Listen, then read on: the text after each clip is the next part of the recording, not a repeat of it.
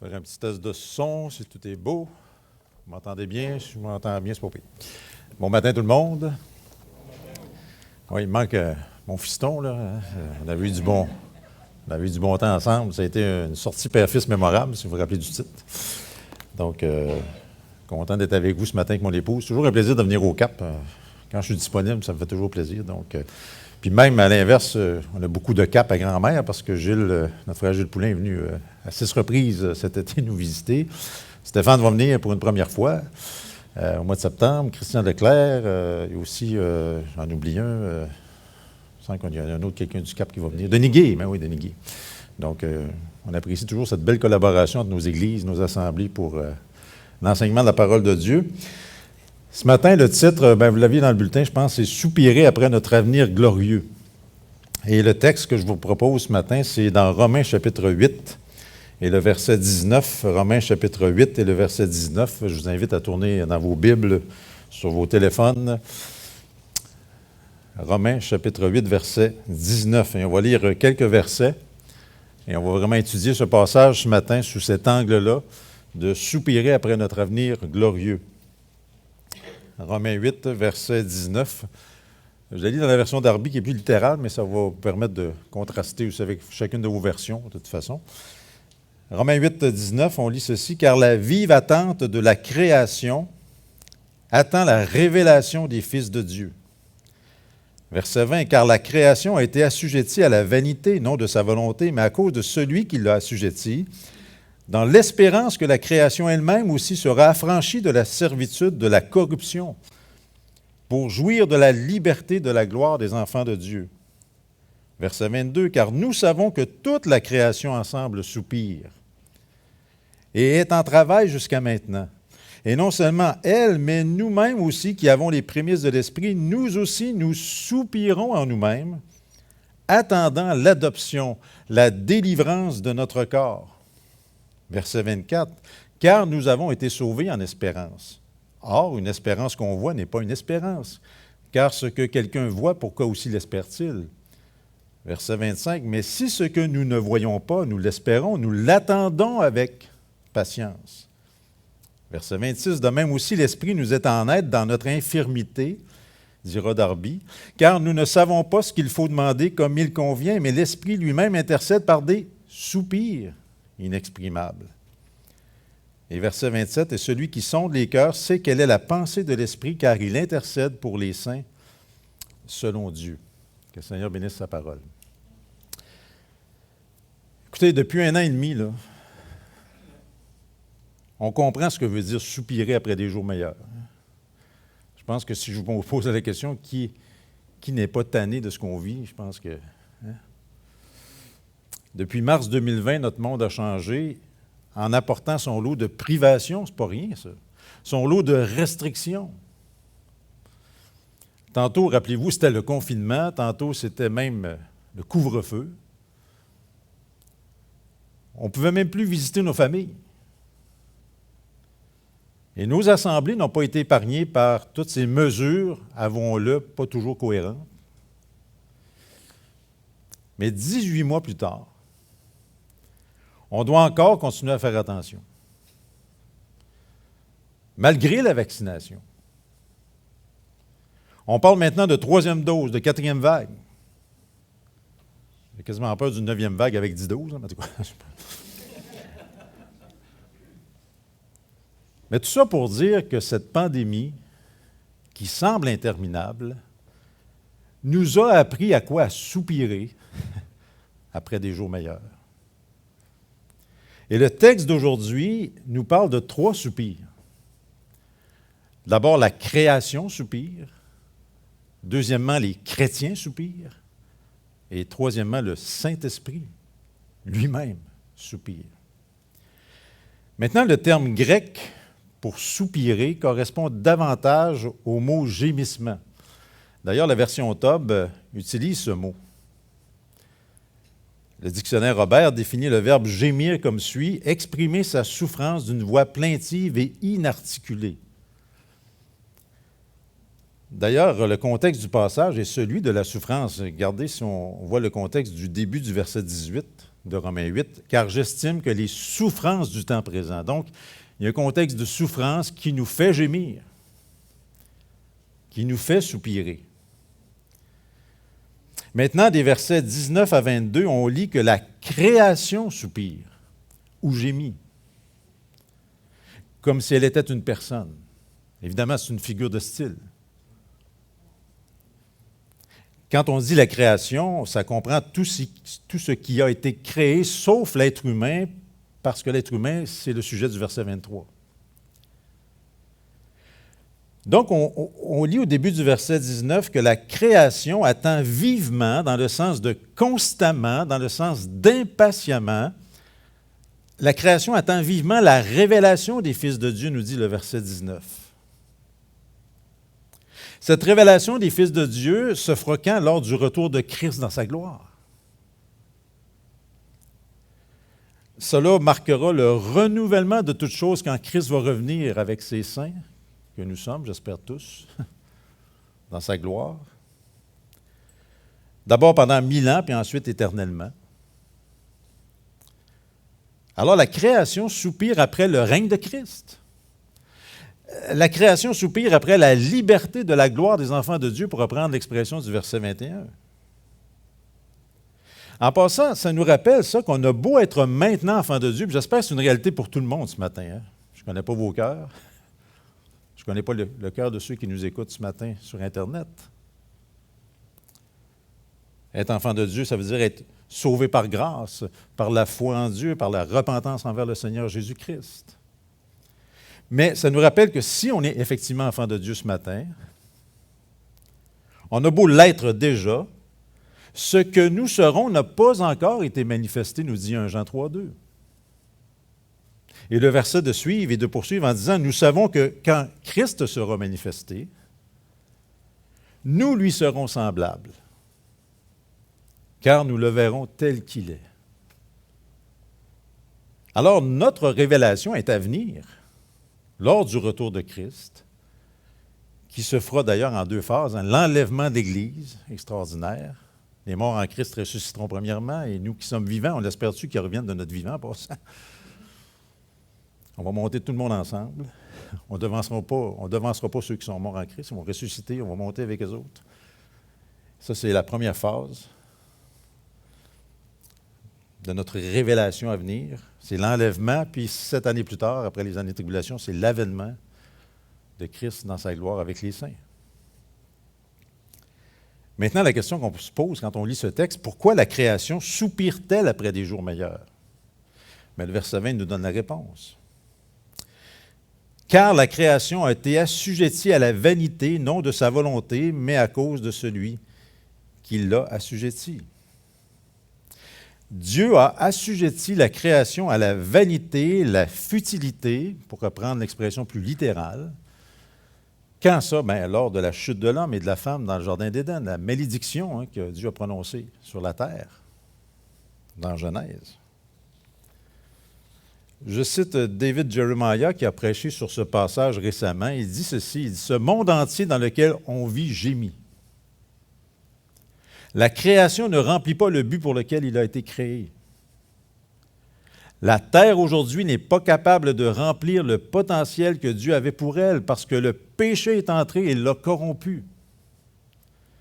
Et la terre en paie le prix. » Il poursuit en disant « La terre gémit de plusieurs façons, par des tremblements de terre. » Écoutez, Haïti dernièrement. Par des ouragans. Il y en a un autre qui s'en vient sur la Louisiane. Par des inondations qu'on commence même à vivre au Québec. Et des feux. Ben écoutez, la Colombie-Britannique en a eu beaucoup, la Grèce, etc. Et David Jeremiah poursuit en disant « Toute la terre gémit. » Parce que le gémissement est un son que tu fais quand tu anticipes ce qui n'est pas encore arrivé. Quand la chose que tu as longtemps désirée n'est pas encore tienne. Alors cette terre complète, dit-il, gémit après ce jour où Dieu va renouveler cette terre. Et elle deviendra tout ce qu'elle devait être, fin de la citation.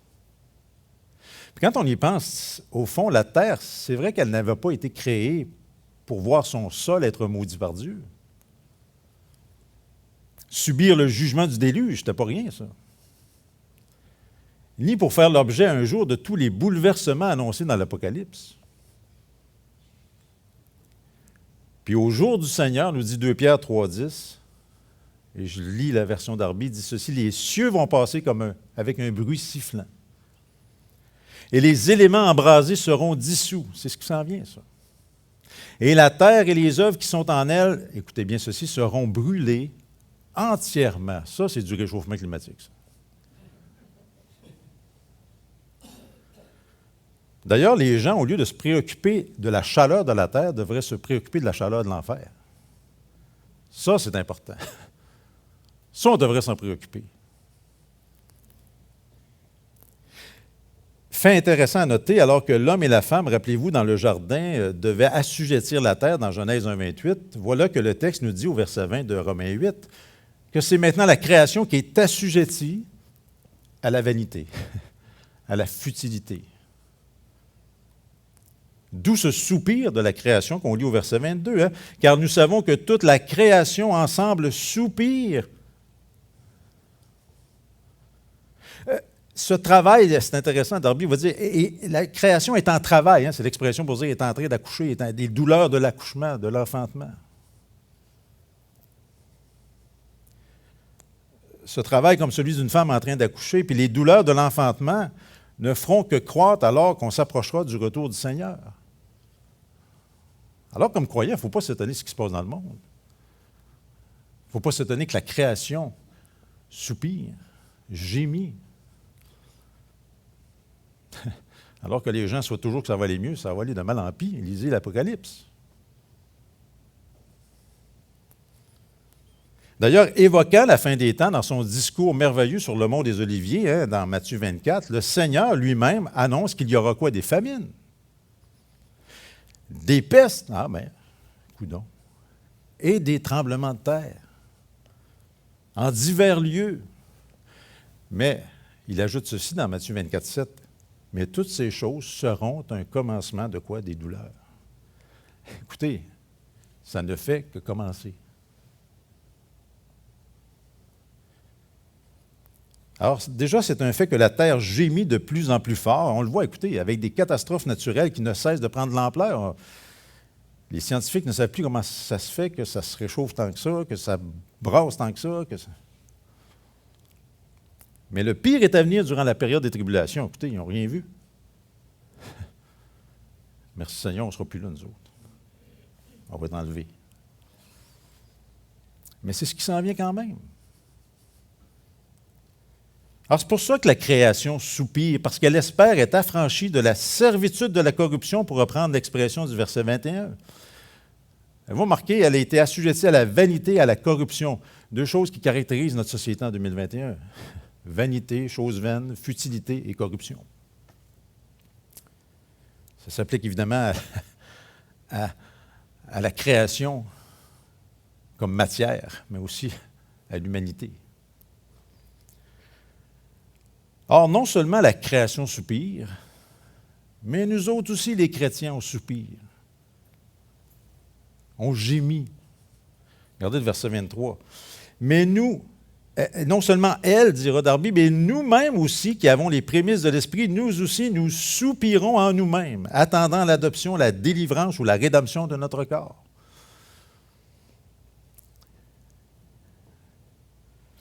Maintenant, la création animée et inanimée soupire parce qu'elle subit les effets du péché.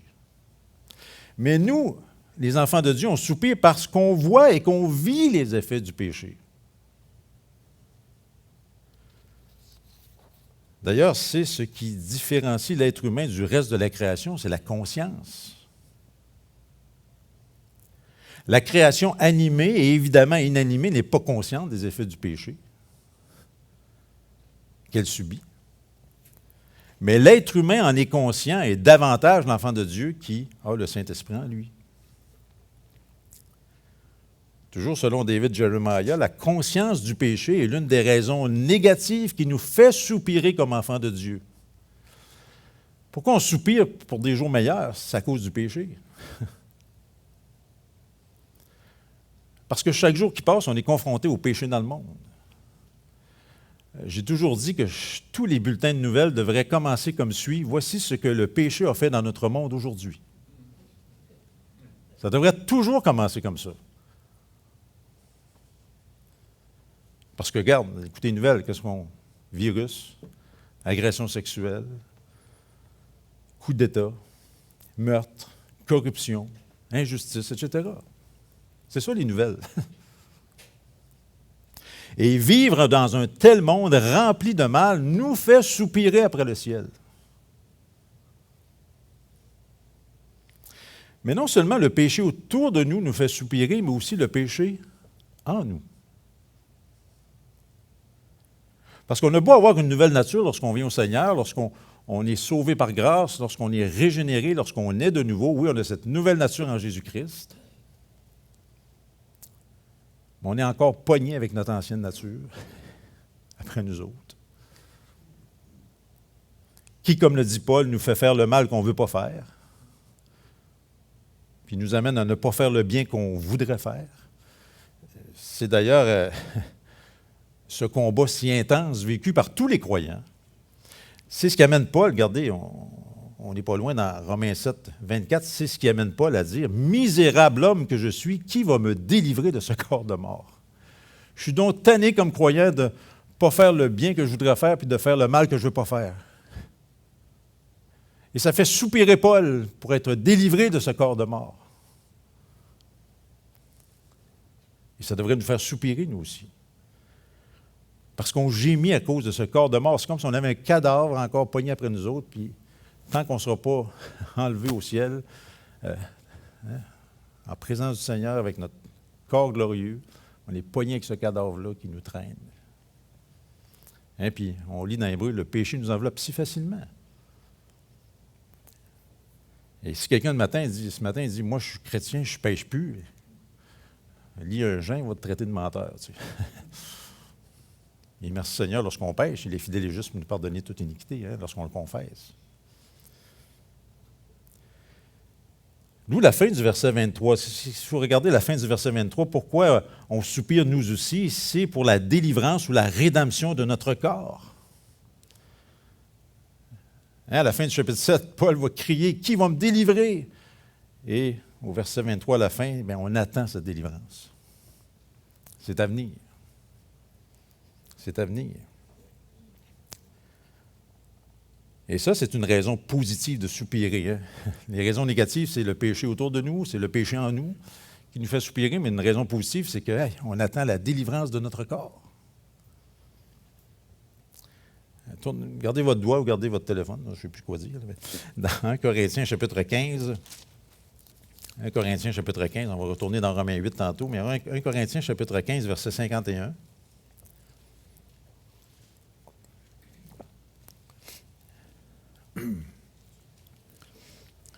1 Corinthiens 15, 51. Paul va dire ceci, « Voici, c'est l'inspiration du Saint-Esprit, c'est la parole de Dieu. Voici, je vous dis un mystère. » À partir du moment qu'il dit c'est quoi le mystère, c'est plus un mystère. Voici, je vous dis un mystère. Nous ne, là c'est la version d'Arby, nous ne nous endormirons pas tous. C'est intéressant cette expression lorsqu'on meurt, hein, on s'endort. On devrait tout être en pyjama dans nos tombeaux, je pense. Mais... Nous ne nous endormirons pas tous, mais, quelle belle vérité, nous serons tous changés. Pas tout le monde qui va mourir, parce qu'il y en a qui vont être enlevés de leur vivant, j'espère que c'est nous autres. Mais tous, on va être changés. Verset 52, en un instant, en un clin d'œil, c'est assez vite, ça. Là.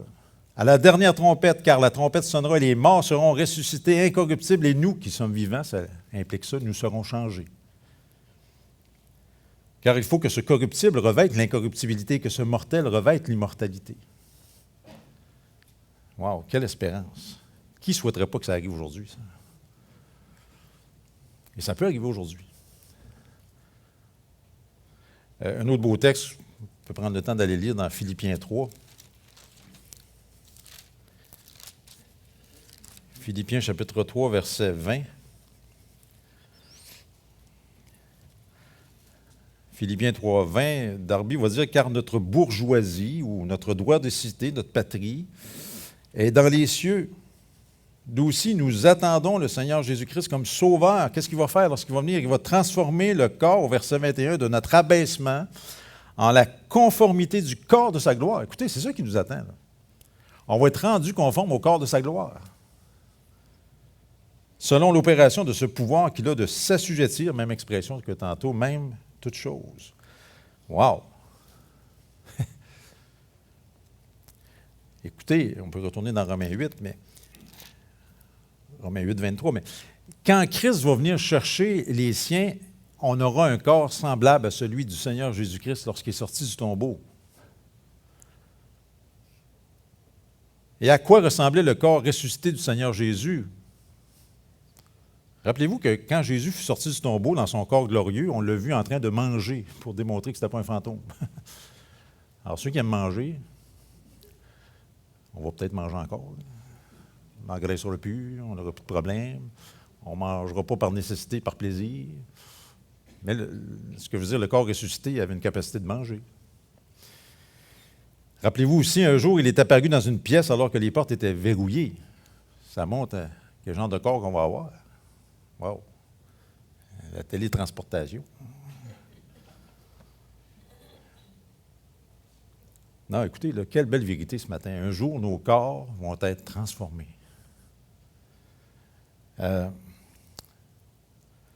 Puis la Bible dit qu'en anticipation de ça, c'est pour ça qu'on gémit, on soupire après ce jour-là. Bon, écoutez, je pense que plus on vieillit, plus on gémit. Hein? plus on vieillit, plus on gémit fort. Je ne me trompe pas de dire qu'on vieillit tous. J'ai une jeunesse dans la salle. Mais vous allez vieillir aussi. On vieillit tous. Puis il me semble que plus qu'on vieillit, plus qu'il y a des bobos qui sortent. Tu sais, les bobos ne se soustraient pas en vieillissant, ils s'additionnent. Tu sais, puis moi, un journaliste, je ne fais pas un sport dangereux, on s'entend. Là. Et pourtant, j'ai eu un moment donné, mauvaise chaise, mal de bras, je n'étais plus capable d'écrire, puis c'est incroyable. Là-dessus. J'ai réglé ça, le Seigneur guérit, la physio, toutes sortes d'affaires. Autre démonstration que je ne suis pas très fort, Emmanuel, et tout ce que vous voulez. L'autre fois, je déplace simplement une chaise de par terre, tu sais, comme ça. Tour de rein, incroyable. Tu sais, je veux dire. Mon frère était malheureusement chez nous, il a ri de moi pendant toute la fin de semaine, mais c'est simple pour dire que plus qu'on vieillit, plus que la machine commence à débarquer. Hein, tu sais, je veux dire. Puis ça aussi, c'est une réalité du vieillissement. Hein. On a-tu hâte d'avoir un corps neuf, glorifié, plus de bobos. Plus de petits, de gros bobos, comme on dit. Et ça s'en vient. Et rappelons-nous que gémir, c'est anticiper quelque chose qui n'est pas encore arrivé, soit la délivrance de notre corps de mort. Donc, à la fin du verset 23 de Romains 8, on attend ça, la délivrance, la rédemption de notre corps. J'aime bien l'expression rédemption parce que ça implique qu'il y a un prix qui a été payé pour nous racheter, pour nous donner ça. Et c'est ce qu'on va se rappeler tantôt, hein, on pas du Seigneur. Il y a eu un prix qui a été payé pour notre rachat. Autre raison positive pour laquelle on gémit comme croyant, c'est qu'on attend notre adoption. Et ça, c'est encore dans le verset 23. Regardez à la fin, on attend non seulement la délivrance de notre corps, mais avant vient aussi, on attend l'adoption, dans Romains 8. Oui, c'est vrai qu'on a été adopté avant la fondation du monde. Ça, c'est une vérité incroyable, mais vraie. Pourquoi je dis ça, Éphésiens 1,4, hein? On a été élus avant la fondation du monde. Parce que quand on parle d'adoption, ça implique un choix. On choisit d'adopter. Et Dieu a décidé de t'adopter comme enfant de Dieu avant la fondation du monde. Et quand des parents décident d'adopter, ils font un choix. Ils font le choix de l'enfant. Ensuite, ils officialisent le choix par une signature quelque part. C'est ce qui est arrivé quand on s'est converti. On est devenu enfant de Dieu. Dieu nous avait choisis avant la fondation du monde, nous avait adoptés avant la fondation du monde, on se convertit, on devient enfant de Dieu. Mais l'adoption finale, c'est quand les parents ramènent l'enfant à la maison. Et c'est cette dernière étape qu'on attend. Notre adoption sera finale lorsque nous serons en sa présence avec un corps glorifié. C'est pour ça que les deux vérités vont ensemble à la fin du verset 23. Adoption et rédemption de notre corps.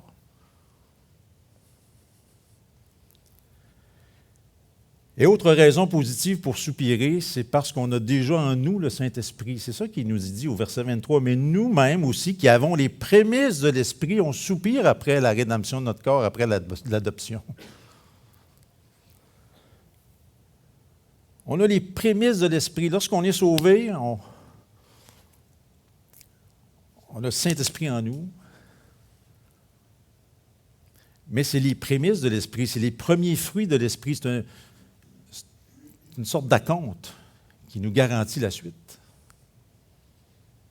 C'est le garant de notre gloire à venir comme enfant de Dieu adopté. 2 Corinthiens 22, sans tourner, nous dit que Dieu nous a scellés, nous a donné les arts, A-R-R-H-E-S, l'acompte de l'Esprit en nous, dans nos cœurs. Éphésiens 1, 13, 14, sans tourner, déclare que lorsque nous avons cru à la parole de la vérité, l'évangile de notre salut, nous avons été scellés du Saint-Esprit de la promesse. Alors, ceux qui vous prêchent une perte du salut, là, sont dans le champ, puis en plus, non, sont dans le champ, c'est une fausse doctrine épouvantable. Lorsqu'on est sauvé une fois pour toutes. On est scellé du Saint-Esprit une fois pour toutes. On n'est pas scellé un jour, décellé l'autre jour, rescellé, trois scellés. Non, c'est scellé une fois pour toutes.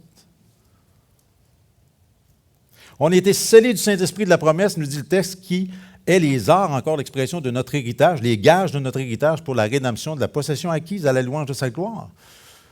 Le Saint-Esprit nous habite une fois qu'on est sauvé, qu'on accepte le Seigneur Jésus-Christ comme Sauveur et Seigneur, qu'on se convertit. On a le Saint-Esprit une fois pour toutes.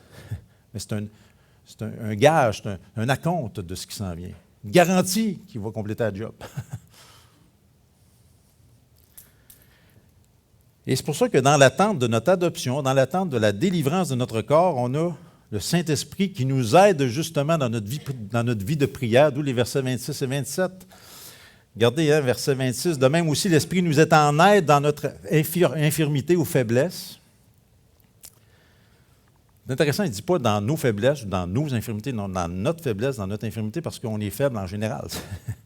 C'est notre statut, tant qu'on ne sera pas glorifié. Car nous ne savons pas ce qu'il faut demander comme il convient. Mais l'Esprit lui-même qu'on a en nous intercède par des soupirs, troisième soupir, inexprimables. Et celui qui sonde les cœurs sait quelle est la pensée de l'Esprit, car il intercède pour les saints selon Dieu.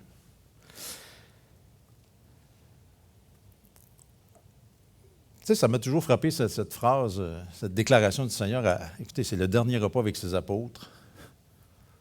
Écoutez, il est à veille de donner sa vie. Il est à veille de les quitter.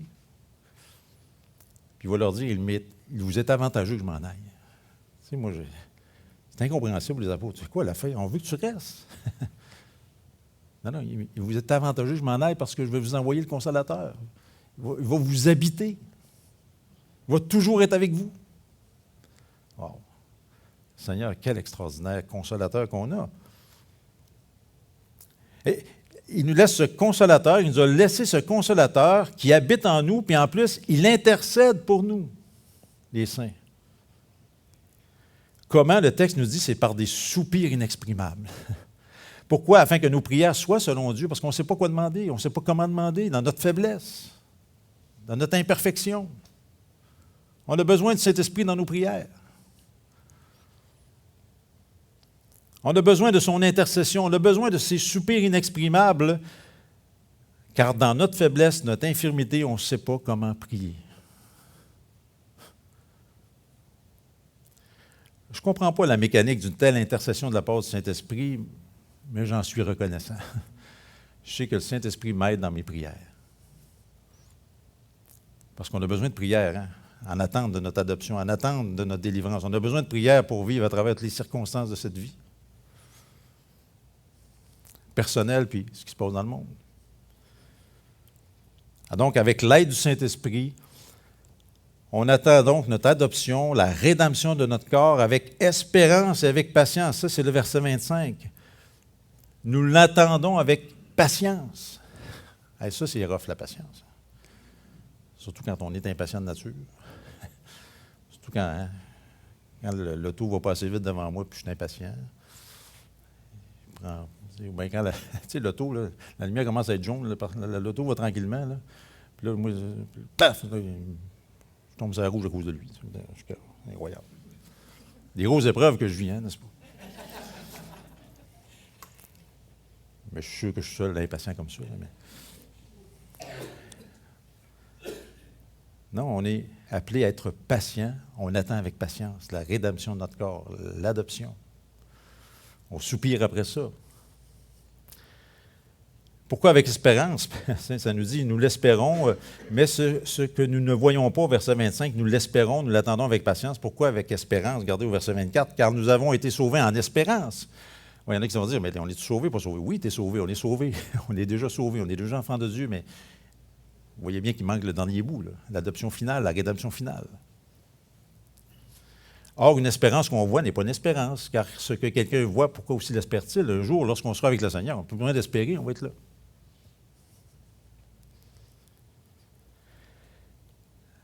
La conclusion de ce message, parce que je vous entends soupirer, quand est-ce qu'il va finir? Quand est-ce qu'il finit? Le quatrième soupir, je n'avais pas prévu dans mon message. La conclusion de ce message, moi j'aime ça quand la Bible interprète la Bible, on a la conclusion dans le texte, au verset 18 qu'on n'a pas lu, on l'a lu en partie. Romains 8, 18, c'est quoi la conclusion de ce qu'on a lu ce matin? Paul dira ceci, car j'estime que les souffrances du temps présent, ce qui nous fait tant soupirer, ne sont pas dignes, je prends la version d'Arby, ne sont pas dignes d'être comparées avec la gloire à venir, qui doit nous être révélée. C'est à venir, ça. Écoutez, on ne peut pas s'imaginer comment ça va être au ciel, on ne peut pas s'imaginer, mais le texte est en train de nous dire, là, lorsqu'on va être avec le Seigneur dans la gloire, on va-tu avoir oublié tout ce qu'on a vécu, la pandémie, puis le problème, puis les bobos, puis les ci, puis les épreuves, puis les enfants, puis tout là, puis la fatigue. C'est pas d'oublier nos enfants, mais c'est des problèmes familiaux, etc. Tu sais, pour ça, c'est incomparable.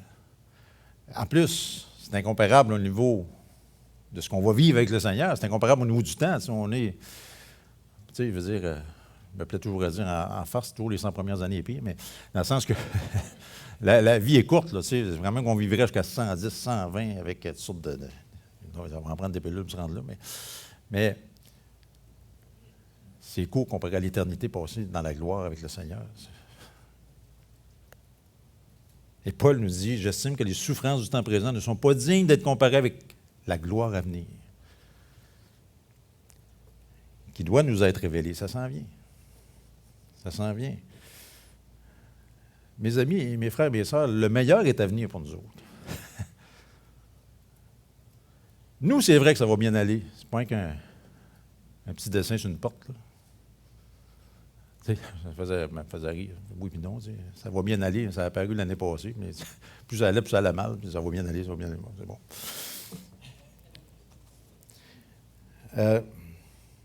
Ce que Dieu permet dans nos vies et dans ce monde contribue justement à nous faire soupirer après notre avenir glorieux. Alors, c'est pas pour rien il n'y a rien pour rien avec le Seigneur. C'est pas pour rien qu'on vit ces épreuves dans nos vies. C'est pas pour rien qu'on vit ces épreuves dans le monde. C'est pour nous faire soupirer après le vrai monde qui nous attend. Notre vraie vie éternelle avec le Seigneur Jésus-Christ. Maintenant, tout en gémissant après notre futur glorieux, on est appelé à vivre toutefois notre présent dans le contentement. Et c'est là l'équilibre. C'est légitime de soupirer après des jours meilleurs, c'est légitime de soupirer après le ciel, après le Seigneur Jésus-Christ, puis à être tanné des épreuves qu'on vit, personnelles ou dans le monde. Mais parallèlement, on est appelé à vivre dans le contentement. À ne pas vivre en chialant. Ça aussi, c'est un défi. Paul a appris à vivre dans le contentement, sans tourner, mais je le tourne simplement pour le citer comme il faut. Dans Philippiens 4:11, il dit « J'ai appris à être content ». Ça s'apprend en passant. Puis c'est un apprentissage parce que naturellement, on est mécontent. On est chialeux de nature. Donc, oui, on gémit, oui, on soupire, on a hâte à des jours meilleurs, on a hâte à ce que le Seigneur revienne, mais en attendant l'adoption, la délivrance de notre corps, il faut avoir une bonne attitude de contentement. Si les gens dans le monde qui n'ont pas le Seigneur nous voient paniquer, puis nous voient chialer, puis nous voient réagir, puis nous voient manifester, puis nous voient ci, puis nous voient ça, mais c'est quoi la différence? Ils n'ont pas d'espérance, eux autres? Non, j'ai appris à être content. C'est intéressant, le littéral de ça, c'est j'ai appris à être content en moi-même. Et même le littéral du littéral, là, quand en Philippiens 14, il dit « J'ai appris à me suffire ». Il dit Paul, il me semble, tu passes pour un autosuffisant. Non, non, c'est un Dieu suffisant. Il trouve sa suffisance en Dieu et ça le rend suffisant en lui-même, dans le sens que je n'ai pas besoin de rien de spécial. Je suis dans l'abondance, je suis content. Je manque de quelque chose, je suis content. Il dit aux Philippiens, je suis content du don que vous me faites, mais je n'en aurais pas eu. Ça aurait été correct. Là, Christ me suffit. Alors, je terminerai en disant, puis, ne laissons pas la pandémie nous abattre, ni nous distraire dans notre course de la vie chrétienne. C'est vrai que chacun a son opinion sur le masque, chacun a son opinion sur le vaccin, chacun a son opinion sur le passeport sanitaire. Mais ne laissons pas l'ennemi de nos âmes nous amener à mépriser ou à juger nos frères et nos sœurs sur des opinions personnelles qui n'ont rien à voir avec la doctrine. Tombons pas dans ce piège-là. Non, non, dans l'unité et dans l'amour, restons concentrés sur notre passeport salutaire. Ça nous unit. On a le même salut. On a la même espérance. Restons focusés là-dessus et puis laissons le monde se distraire entre eux autres sur les affaires de ce monde. Puis ce passeport salutaire, on va s'en rappeler au repas du Seigneur tantôt, il a été accordé à fort prix. Puis contrairement à notre gouvernement, il ne l'impose pas, il l'offre. Tu as le choix d'accepter ou non ce passeport salutaire. Dieu est comme ça, il te l'offre. On n'est pas des robots. Il te l'offre. Par grâce. Alors restons concentrés sur notre passeport salutaire accordé à fort prix par notre Seigneur et Sauveur Jésus-Christ. Oui, gémissons, oui, soupirons, mais avec espérance, mais dans le contentement. On va prier. Seigneur, merci pour ce texte extraordinaire qu'on vient de lire dans Romains 8 ce matin. Merci de ce que tu nous permets de vivre des choses difficiles dans nos vies pour qu'on soupire après des jours meilleurs. Puis les jours meilleurs pour nous, c'est être en ta présence pour toujours. C'est d'avoir des corps glorifiés, c'est d'avoir cette adoption finale. C'est, Seigneur, de vivre éternellement en ta présence, dans la gloire. Puis la gloire à venir est incomparable à ce qu'on vit présentement comme souffrance. Et oui, c'est légitime et c'est ce que tu nous dit ce matin, c'est légitime de soupirer. La création soupire, les chrétiens soupirent. Le Saint-Esprit soupire pour nous accompagner dans notre vie de prière en attendant. Puis, le Père, Seigneur, fait qu'on fasse tout ça avec le contentement, avec une bonne attitude, qu'on soit différent du monde lorsque les choses vont mal. Et Seigneur, on l'a vu dans le texte, dans les textes ce matin, les choses vont aller de plus en plus mal dans le monde. Ce qui nous rapproche de notre avenir merveilleux dans ta gloire. Bénis ton peuple au Cap de la Madeleine, tous ceux qui nous écoutent, au nom de Jésus-Christ pour ta gloire. Amen.